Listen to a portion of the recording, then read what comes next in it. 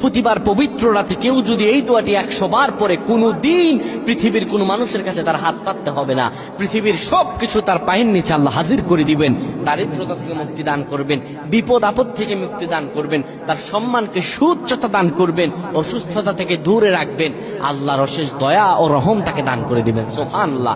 বৃহস্পতিবার রাত এটি গুরুত্বপূর্ণ রাত। এই রাত সপ্তাহে একদিন আসে।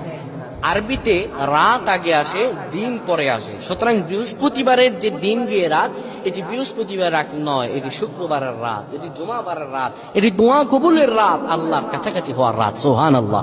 এই বৃহস্পতিবার রাত আল্লাহ তাআলা বান্দার দোয়া কবুল করেন। কেউ যদি বৃহস্পতিবার রাতে ঈশা নামাজের পরে পবিত্র হয়ে ইয়া হাইয়ু ইয়া হাইয়ু ইয়া হাইয়ু ইয়া রাফিয়ু ইয়া রাফিয়ু ইয়া রাফিয়ু এই দোয়াগুলো পড়তে পারে 100 বার, আল্লাহ রাব্বুল আলামিন তার মর্যাদা বৃদ্ধি করে দিবেন, তার জীবনটাকে আমার আল্লাহ সুন্দরভাবে সাজিয়ে দিবেন, বিপদ আপদ বালা মুসিবত গুলো আমার রব্বুল আলামিন দূর করে দিবে। আল্লাহুম্মা আমিন বলেন।